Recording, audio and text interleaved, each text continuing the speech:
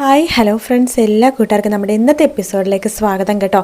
അങ്ങനെ സരയു രാഹുലിനെ കാണാൻ വേണ്ടി ജയിലിലേക്ക് പോകുന്നുണ്ട്. ശേഷം രാഹുലിനോട് എന്തൊക്കെയൊക്കെയോ പറഞ്ഞ് പൊട്ടിച്ചിരിക്കുകയാണ്.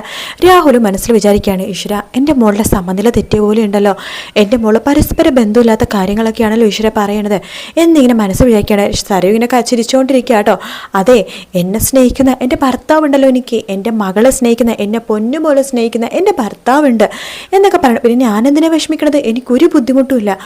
മോൾക്ക് വേറെ എന്തെങ്കിലും ബുദ്ധിമുട്ട് തോന്നുന്നുണ്ടോ? എനിക്കെന്ത് ബുദ്ധിമുട്ട്? എനിക്ക് സന്തോഷമേ ഉള്ളൂ, കാരണം എനിക്കെല്ലാം നല്ലതല്ലേ കിട്ടിയത് എന്നൊക്കെ പറഞ്ഞിട്ട് ചിരിക്കുകയാണ്. മോളൊരു കാര്യം ചെയ്യാവോ? മോളെ വീട്ടിൽ പോയിട്ട് മനുവിനോടോ അല്ലെങ്കിൽ ഷാരിയുടെത്തോ എന്നെ ഒന്ന് വന്ന് കാണാൻ പറയാവോ? അവരെന്തിനാ നിങ്ങളെ വന്ന് കാണുന്നത്? നിങ്ങളെ വന്ന് ഇടയ്ക്കിടയ്ക്ക് കാണാനതാ, നിങ്ങളുടെ വീടാണിത്, നിങ്ങളുടെ തറവാടാണിത് എന്നൊക്കെ പറഞ്ഞിട്ട് സരയു വീണ്ടും പൊട്ടിച്ചിരിക്കാട്ടോ. ഇതേയുമേ എൻ്റെ മോളുടെ സമനില തെറ്റി എന്ന് രാഹുലിന് മനസ്സിലാവാണ്. സരയു അങ്ങനെ തന്നെ അവിടെ പൊട്ടിച്ചിരിച്ചുകൊണ്ടിരിക്കാട്ടോ.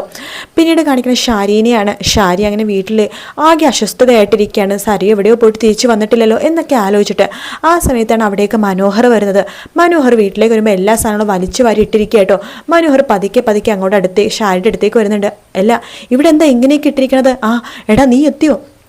എടാ, എൻ്റെ മോളുടെ സമനില തെറ്റിയാടാ. നിങ്ങളുടെ മോളുടെ സമനില നേരത്തെ തെറ്റിയതല്ലേ? എടാ, ഞാൻ പറഞ്ഞത് നീ ഒന്ന് കേക്ക്. അവളിപ്പോൾ ഭ്രാന്ത് പിടിച്ച അവസ്ഥയിലാടാ. അവൾക്ക് എന്ത് ചെയ്യണമെന്ന് അറിയില്ല. അവള് രാഹുലേട്ടനെ കാണാൻ വേണ്ടി എന്തോ ജയിലിൽ പോയതാണെന്ന് തോന്നുന്നത്. ഇതുവരെ തിരിച്ചു വന്നിട്ടില്ല. ആകെ പ്രശ്നമാണ്. അവൾ എന്തൊക്കെയോ അറിഞ്ഞെന്ന് എനിക്ക് തോന്നുന്നത്. അയ്യോ, അവള് എന്തെങ്കിലും അറിഞ്ഞോ എന്ന് ചോദിക്കുമ്പോഴേക്കും അറിഞ്ഞ പോലെയൊക്കെ എനിക്ക് തോന്നുന്നത്. ഒരു ഭ്രാന്ത് പിടിച്ച അവസ്ഥയിലായിരുന്നു. ഇവിടുന്നുള്ള സാധനങ്ങളൊക്കെ വലിച്ചു വാരിയിട്ട് നിലത്തേക്കിട്ട് അവൾ പോയത് എന്ന് പറയാണ്. നീ എങ്ങനെയെങ്കിലൊക്കെ ഒന്ന് അവളെ തപ്പിപ്പിടിക്കട, അവൾ തപ്പിപ്പിടിച്ച് എങ്ങനെയൊക്കെ ഒന്ന് സംസാരിക്കട എന്ന് പറയാണ്. ഞാനിപ്പോൾ എന്ത് ചെയ്യാനായിട്ടാണ് എന്ന് ചോദിക്കുമ്പോഴേക്കും, എടാ, അവളുടെ സമനില തെറ്റിക്കഴിഞ്ഞാൽ എനിക്കറിയില്ല എന്ത് ചെയ്യണമെന്ന്. അതെ, നിങ്ങളുടെ മോളുടെ സമനില നേരത്തെ തെറ്റിയതാണ് കളവി. പിന്നെ അവൾക്ക് ഇപ്പം സമനില തെറ്റണമെന്നുണ്ടെങ്കിൽ എന്നെക്കുറിച്ച് അറിഞ്ഞിട്ട് എന്തെങ്കിലും ആണെന്നുണ്ടെങ്കിൽ എനിക്ക് എന്ത് ചെയ്യാൻ പറ്റും? ഞാൻ എങ്ങനെയെങ്കിലൊക്കെ ഇവിടുന്ന് പോകാൻ വേണ്ടിയുള്ള കാര്യങ്ങളൊക്കെ ചെയ്തുകൊണ്ടിരിക്കുകയായിരുന്നില്ലേ? നിങ്ങൾക്കറിയാലോ, അവളടുത്ത് ഇവിടുന്ന് അമേരിക്കയിൽ പോകുമെന്ന് പറഞ്ഞ ദിവസം തന്നെയാണ് ഞാൻ ഇവിടുന്ന് മുങ്ങാമെന്ന് വിചാരിച്ചത്. അത് കഴിഞ്ഞ പിന്നെ എന്നെക്കുറിച്ചുള്ള ഒരു ശല്യവും നിങ്ങൾക്ക് ഉണ്ടാവില്ലായിരുന്നല്ലോ. അതുവരെ അവളൊന്ന് പിടിച്ചു നിർത്താൻ നിങ്ങൾക്ക് പറ്റില്ലായിരുന്നോ?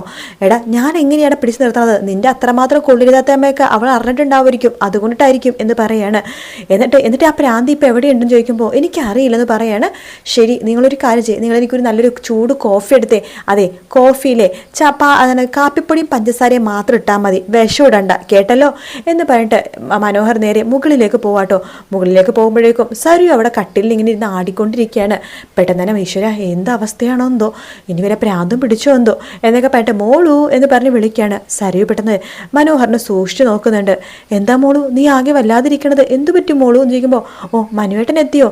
എനിക്കൊന്നുമില്ല മനുവേട്ടാ, ഞാനേ അച്ഛനെക്കുറിച്ച് ആലോചിച്ചാകെ വിഷമിച്ചിരിക്കുമായിരുന്നു. ഓ, നിന്റെ അച്ഛൻ ജയിലിലല്ലേ കിടക്കണത്? അയാൾ തെറ്റ് ചെയ്തുകൊണ്ടല്ലോ മോള് ജയിലിൽ കിടക്കണത്. അതിന് നീ എന്തിനാ വിഷമിക്കണത്? അല്ല മനുവേട്ടാ, ഞാൻ അമ്മയുടെ കാര്യമൊക്കെ ആലോചിക്കായിരുന്നു. നമ്മൾ അമേരിക്കയിൽ പോകുമ്പോൾ അമ്മ ഇവിടെ ഒറ്റക്കാവില്ലേ? ഓ, അമ്മയുടെ കാര്യത്ത് വിഷമിച്ചാണോ? അല്ല, നിന്റെ പെറ്റമ്മയുടെ കാര്യമാണോ അതോ വളർത്തമ്മയുടെ കാര്യമാണോ? പെറ്റമ്മയുടെ കാര്യം ഞാനെന്തിനാ മനുവേട്ട നോക്കണത്?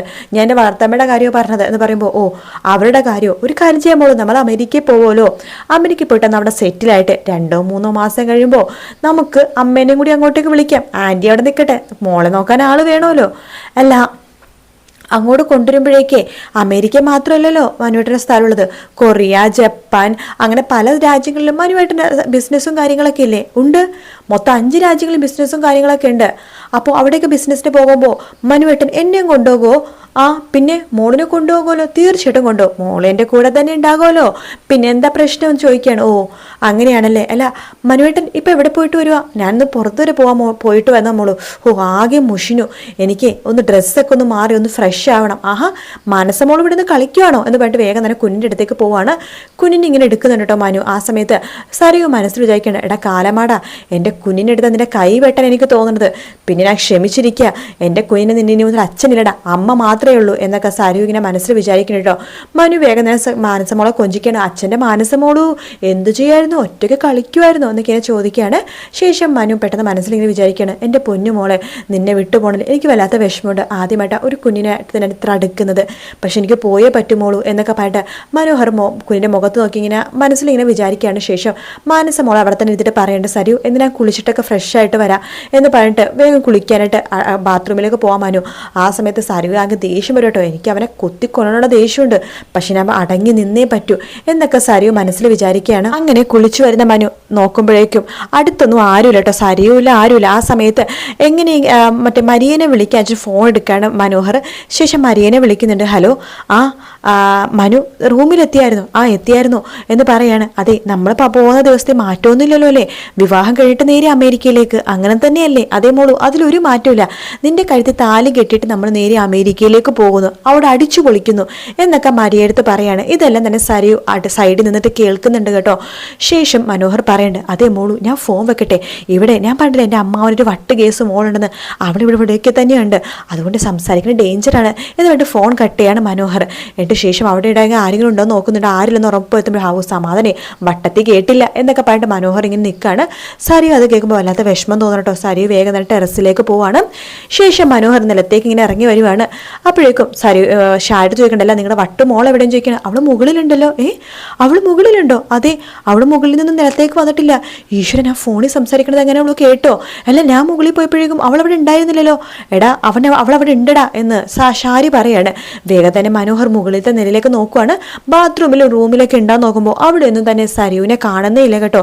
വേഗം തന്നെ മനോഹർ മുകളിലേക്ക് പോയി നോക്കുമ്പോൾ ടെറസിൽ സരിയു ഇങ്ങനെ എന്തൊക്കെയോ ആലോചിച്ചുകൊണ്ട് നിൽക്കുകയാണ്. മോളു, എന്താ മോള് ഇവിടെ നിൽക്കണത്? ഒന്നുമില്ല മനുവേട്ട, ഞാൻ തുണി വിരിക്കാൻ വേണ്ടി വന്നതായിരുന്നു. ഞാൻ നിലത്തൊക്കെ മോളെ നോക്കി, അവിടെ ഒന്നും കണ്ടില്ല. ഞാൻ അവിടുന്നൊക്കെ ആലോചിച്ചിരിക്കുന്നു മനുവേട്ട, നമ്മൾ അമേരിക്കയിൽ പോവാണല്ലോ. അതേ മോളു, നമ്മൾ അമേരിക്കയിലേക്ക് പോവാണ്. ഇനി നമ്മുടെ ജീവിതം അമേരിക്കയിലാണ്, നമ്മൾ അമേരിക്കയിൽ പോയിട്ട് അടിച്ചു പൊളിക്കും എന്നൊക്കെ പറയാണ്. മനോഹറിനെ സൂക്ഷിച്ചു നോക്കാണ് സരിയു. എന്താ മോളു? ഒന്നുമില്ല. മനുവേട്ടൻ എവിടെയും പോവാൻ നിൽക്കുവാണോ? അതേ മോളു, അമേരിക്കയിൽ പോവല്ലേ, എനിക്ക് കുറച്ച് സാധനങ്ങളൊക്കെ മേടിക്കാനുണ്ട്. എന്താ മോള് വരുന്നുണ്ടോ? ഇല്ല മനുവേട്ട പോയിട്ട് വാ എന്ന് പറയാണ്. ശരി മോളു, ഞാൻ പോയിട്ട് പെട്ടെന്ന് വരാവേ എന്ന് പറഞ്ഞിട്ട് മനോഹർ അവിടെ നിന്ന് നേരെ നിലത്തേക്ക് പോവാട്ടോ. സരിയുവിനാണെങ്കിൽ ആകെ ദേഷ്യം വരുന്നുണ്ട്. മനോഹറിനെ കൊല്ലാനുള്ള ദേഷ്യമുണ്ട് കേട്ടോ സരുവിന്. മനോഹർ പോയി കഴിയുമ്പോഴേക്കും അവിടുത്തെ അഴയൊക്കെ പലിച്ച് പൊട്ടിച്ച് അവിടെ നിന്ന് കുപ്പി ഗ്ലാസ് എടുത്ത് നിലത്തിട്ട് പൊട്ടിച്ചൊക്കെ ചെയ്തിട്ട് സരു ആകെ പ്രാന്ത് പിടിച്ച് അവിടെ തന്നെ ഇരിക്കുകയാണ്. പിന്നീട് കാണിക്കുന്ന കിരണിനെയും കല്യാണിനെയാണ്. രാത്രി ആകുമ്പോഴേക്കും അവർ നല്ല ഉറക്കമായിരിക്കും കേട്ടോ. പെട്ടെന്നാണ് കല്യാണിക്ക് ഒരു ചുമ വരുന്നത്. കുറച്ച് വെള്ളം കുടിക്കാമെന്ന് വിചാരിച്ചിട്ട് കല്യാണി അവിടെ നിന്ന് എഴുന്നേക്കാണ്. ശേഷം വെള്ളം എടുക്കുന്നുണ്ട്. കുടിച്ചുകൊണ്ടിരിക്കുന്ന സമയത്ത് പെട്ടെന്ന് കല്യാണി ആ കാഴ്ച കാണുന്നത് ജനലരികെ കൂടി ആരും ഇങ്ങനെ നിഴല് പോലെ നടന്നു പോകുന്നുണ്ട്. പെട്ടെന്ന് തന്നെ കല്യാണി ഞെട്ടിപ്പോകാണ്. അത് ഞാൻ കണ്ട സത്യം തന്നെയാണോ? ആരാ അത് എന്ന രീതിയിൽ വീണ്ടും കല്യാണി ഇങ്ങനെ നോക്കുമ്പോഴേക്കും ആരുടെ നെടിൽ ഇങ്ങനെ പോകുന്നു കേട്ടോ. അയ്യോ കിരണട്ട എഴുന്നേക്ക് കിരണട്ട എന്ന് പറഞ്ഞ് വിളിക്കുകയാണ്. എന്താ കല്യാണി? കിരണട്ട ആരോ ജനലരികിൽ ഉണ്ടെന്ന് പറയാണ്. ആരുണ്ടെന്ന്? ആരുമില്ല. ഇല്ല കിരണട്ട, ഞാൻ ആരോ കണ്ട്, നീ ലേറ്റ് ഇട് എന്ന് പറയാണ്. അങ്ങനെ കല്യാണി ലേറ്റ് ഇടുന്നുണ്ട്. ശേഷം കല്യാണി ജനലിങ്ങനെ തുറന്നിട്ട് ആരാ അത് എന്ന് ചോദിക്കുമ്പോൾ അവിടെ ആരെയും കാണുന്നില്ല. കല്യാണി നിനക്ക് തോന്നിയതായിരിക്കും, അതുമല്ല മരത്തിന്റെ ചില്ല വല്ലതുമായിരിക്കും. ഇല്ല കിരണട്ട, ജനലിന്റെ അപ്പുറത്തോ അങ്ങനെ മരങ്ങളൊന്നും ഇല്ലല്ലോ. അതൊരാണല്ല, അതൊരു പെണ്ണിന്റെ നിഴലായിരുന്നു, ഞാൻ ശരിക്കും കണ്ടതാണ്. വാ പുറത്തു പോയി നോക്കാം. വേണ്ട കിരണട്ട, പുറത്തു പോയി നോക്കണോ? വാ കല്യാണി എന്ന് പറഞ്ഞിട്ട് പുറത്തേക്ക് വിളിക്കുകയാണ്. വാതിൽ തുറന്ന് പുറത്തേക്ക് പോയിട്ട് ലൈറ്റൊക്കെ ഓണാക്കുന്നുണ്ട് കിരണും കല്യാണിയും. ശേഷം അവിടെയൊക്കെ നോക്കുന്നുണ്ട്. ഇല്ല കിരണട്ട, ഞാൻ കണ്ടു, ഒരു പെണ്ണ് തന്നെയാ അതെന്ന് പറയുമ്പോൾ കിരൺ പറയുന്നുണ്ട്, അവിടെ ഒരുത്തി ഉണ്ടല്ലോ, പ്രാന്ത് പിടിച്ചൊരുത്തി, ഇനി അവളെങ്ങാനും ആണോ? അവിടുത്തെ ലൈറ്റൊക്കെ ഓണായി കിടക്കുവാണ് എന്ന് പറയാണ്. അപ്പോൾ നേരെ ഓപ്പോസിറ്റ് നോക്കുമ്പോൾ അവിടെ ലൈറ്റൊക്കെ ഇങ്ങനെ ഓണാണ് കേട്ടോ. അപ്പോഴും കല്യാണി പറഞ്ഞു, ഈശ്വര എൻ്റെ കുഞ്ഞും ഒറ്റക്കാണ് കിടക്കുന്നതെന്ന് പറഞ്ഞിട്ട് വേഗം തന്നെ അകത്തേക്ക് കയറി പോകുന്ന ഭാഗത്തോട് കൂടിയിട്ടാട്ടോ എപ്പിസോഡ് തീരുന്നത്. വീഡിയോ ഇഷ്ടപ്പെടുകയാണെങ്കിൽ ലൈക്ക് ചെയ്യാനും സബ്സ്ക്രൈബ് ചെയ്യാനും കമൻറ്റ് ചെയ്യാനും മറക്കല്ലേ. മറ്റൊരു വീഡിയോ കാണാം. Take care, bye bye.